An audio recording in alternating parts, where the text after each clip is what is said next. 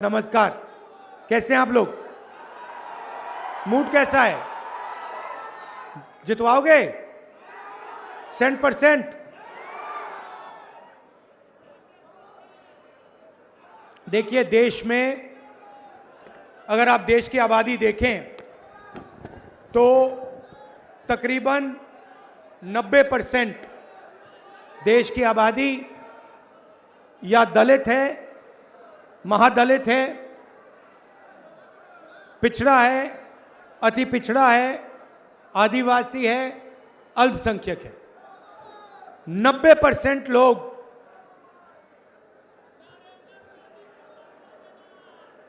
इन नालंदा क्या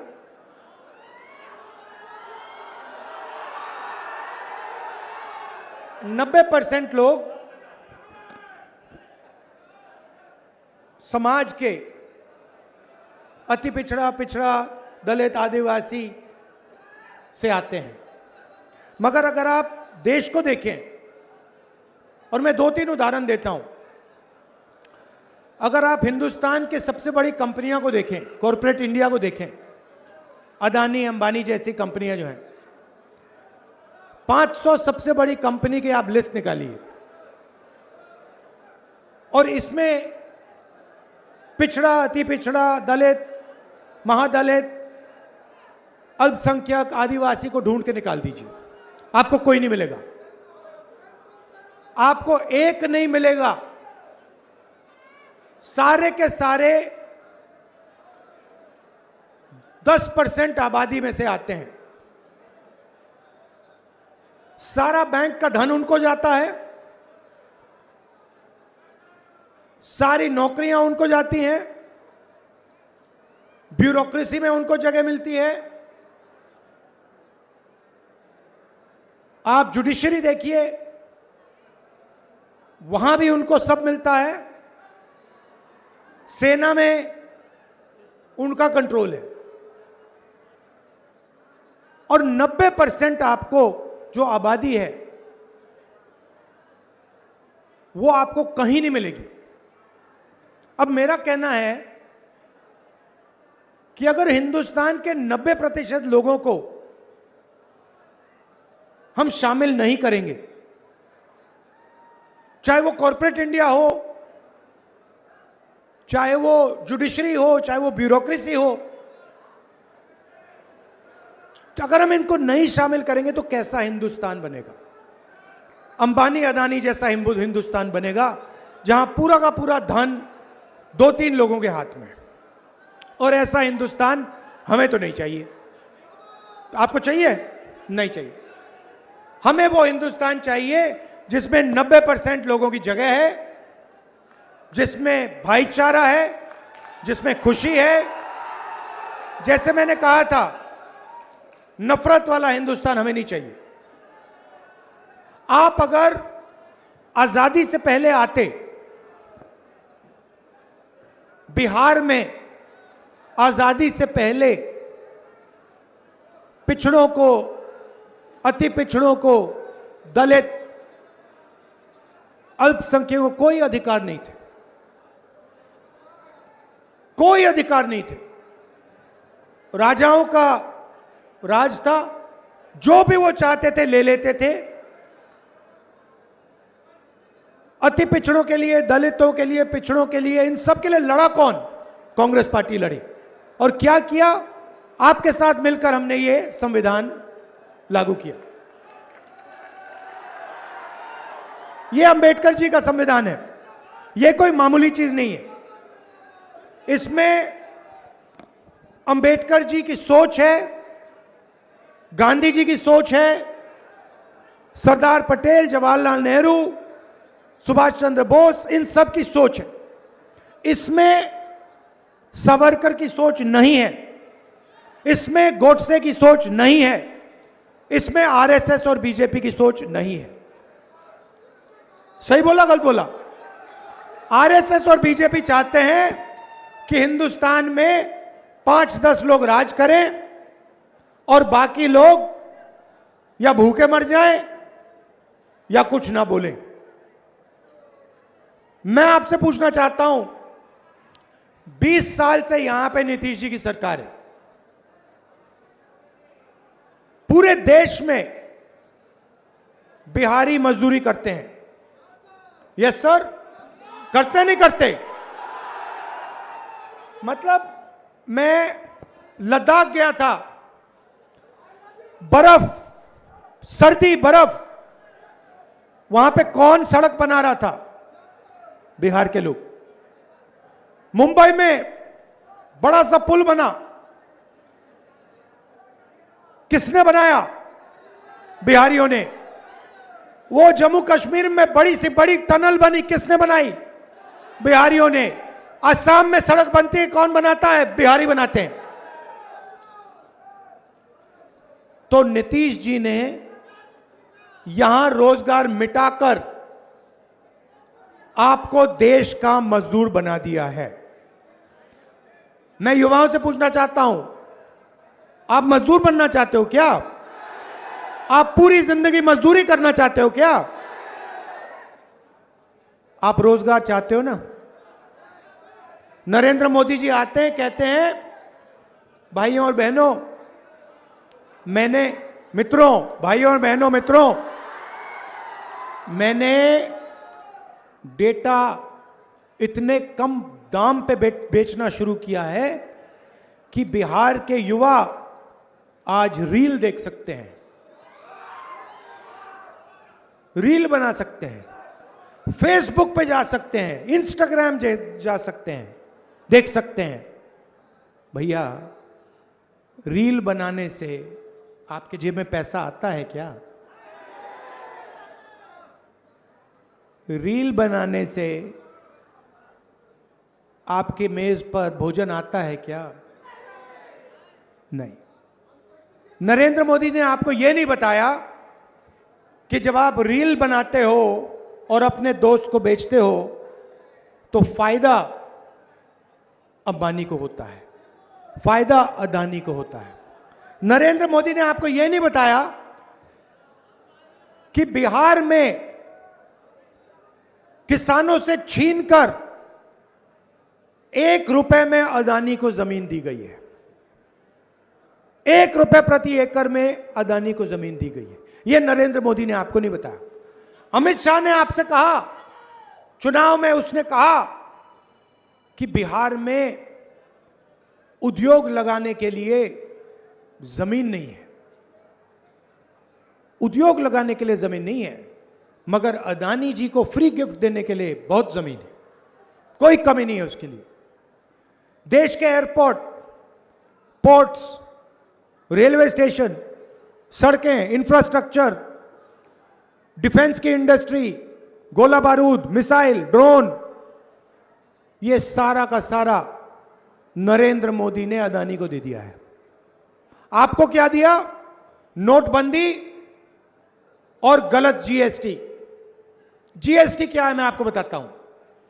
जीएसटी आपके जेब में से टैक्स लेने का तरीका है और ऐसे लिया जाता है जो आपको पता भी नहीं लगे। आप पेट्रोल खरीदो, शर्ट खरीदो, पैंट खरीदो, जूता खरीदो, सेलफोन खरीदो, जीएसटी, जीएसटी, जीएसटी। आपके जेब में से सीधा पैसा निकलता है। जितनी जीएसटी आप देते हो, अगर आपने शर्ट खरीदी, जितनी जीएसटी आप दोगे उतनी ही जीएसटी अंबानी उसी शर्ट के लिए देगा। वो है अरबपति। किसान के पास 10-15 हजार रुपए बैंक अकाउंट में, मगर जीएसटी एक जैसी। किसान का कर्जा माफ कभी नहीं हो सकता बिहार में। अदानी अंबानी का जितना कर्जा माफ कराना है करा दो। नोटबंदी और गलत जीएसटी ने बिहार के युवाओं से रोजगार छीना है। जानबूझ के बिहार के जो छोटे छोटे बिजनेस थे उनको खत्म किया गया है। क्यों? क्योंकि अदानी और अंबानी चाइना का माल बिहार में बेच पाए। आप देखो, ये फोन है, किसी भी फोन के पीछे देखो, मेड इन चाइना लिखा होगा। अपनी शर्ट के पीछे देखो, made in Bangladesh, made in China.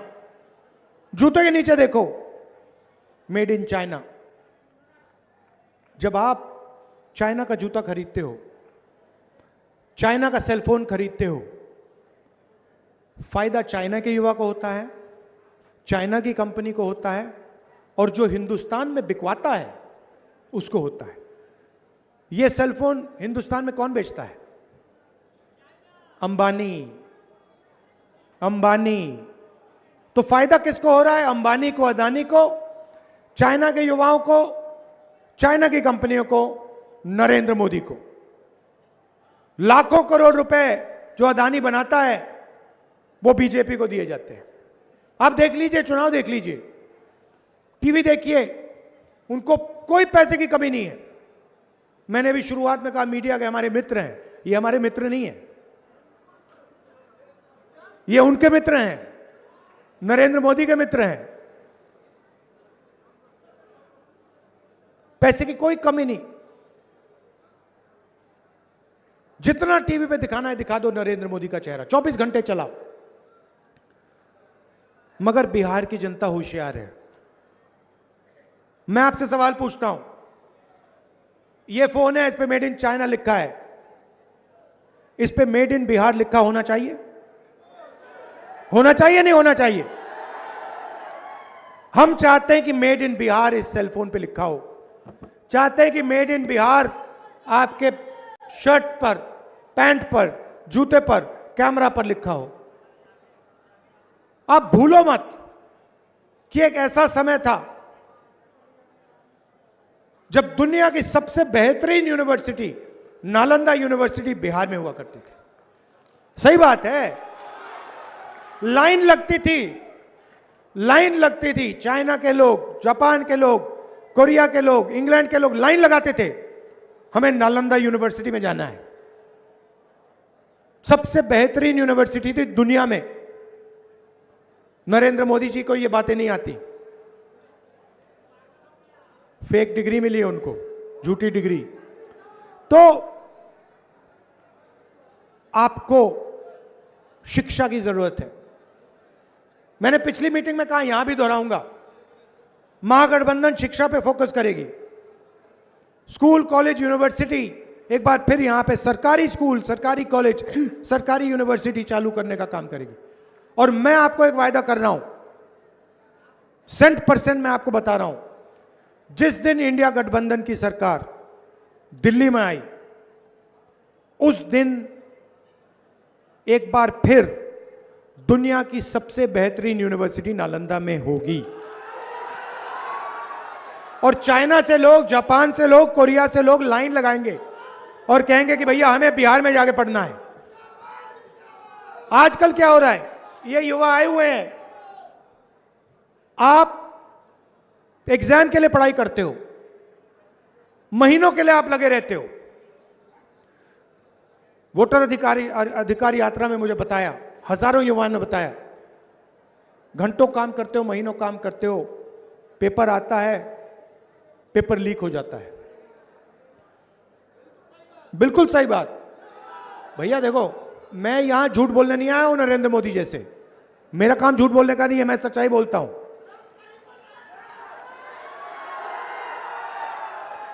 तो पेपर लीक होता है, जिनकी जानकारी होती है, जान पहचान होती है, जिनके पास पैसा है, उनको सरकारी जॉब मिलती है। और जो पढ़ाई करता है, जो ईमानदार है, उसे कहा जाता है भैया आपका पेपर लीक हो जाए, अगले साल करो, जाओ। धरना चल रही थी, महीनों के लिए वहां पे बैठे हुए थे पटना में, नीतीश जी मिले तक नहीं।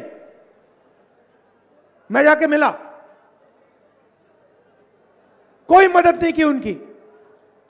पेपर लीक हुई, चोरी हुई, उनका भविष्य उनसे चोरी किया गया, मगर एक शब्द चीफ मिनिस्टर ने नहीं बोला। बिहार का स्वास्थ्य का सिस्टम समझना चाहिए, एम्स चाहिए, ऑल इंडिया मेडिकल इंस्टीट्यूट, सामने मेट्रो स्टेशन है, रात को वहां जाइए, नीचे देखिए क्या हो रहा है। 3-4 हजार लोग ऑल इंडिया मेडिकल इंस्टीट्यूट के सामने मेट्रो स्टेशन में सोते हैं। कहां के हैं? बिहार के हैं। क्यों? क्योंकि बिहार में जीने के लिए अस्पताल में नहीं जाते हैं लोग, मरने के लिए अस्पताल जाते हैं। अगर आपको मरना है तो आप बिहार के अस्पताल में चले जाओ, मार देंगे आपको। तो रोजगार नहीं दिया, अस्पताल नहीं दिया, यूनिवर्सिटी कॉलेज नहीं दी, तो दिया क्या? कुछ नहीं दिया, भाषण करते रहते हैं। अच्छा, मैंने कहा नीतीश जी की सरकार है, नीतीश जी की सरकार ही नहीं है। जैसे टीवी का रिमोट कंट्रोल होता है, वैसे नरेंद्र मोदी जी और अमित शाह के हाथ में नीतीश कुमार जी का रिमोट कंट्रोल है। जो भी करवाना है करवा देते हैं, बटन दबाते हैं, नीतीश जी करते हैं। और ये मत सोचिए,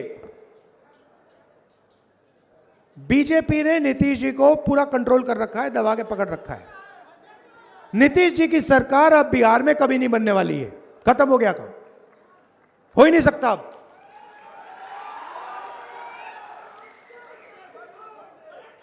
तो आप दूर दूर से आए, हमारे यहां पे पीसीसी प्रेसिडेंट जी हैं, आइए जरा, राजेश राम जी, ये कांग्रेस पार्टी के बिहार में सबसे सीनियर नेता हैं। इनको आप भारी बहुमत से जिताइए। ये आखिरी बात कहना चाहता हूं, ये संविधान है। हमने वोट चोरी यात्रा, वोट अधिकार यात्रा की, ये लोग वोट चोरी करने की कोशिश करेंगे। इन्होंने महाराष्ट्र में चोरी किया, हरियाणा में किया, कर्नाटक में वोट चोरी की। आपको सतर्क रहना है, पोलिंग बूथ पे ध्यान से रहना है। ये फिर से चोरी करने की कोशिश करेंगे और हमारे कार्यकर्ता और बिहार की जनता इनको रोकेगी। यहां पे चंद्रवंशी जी भी हैं, इनको भी आप भारी बहुमत से जिताइए।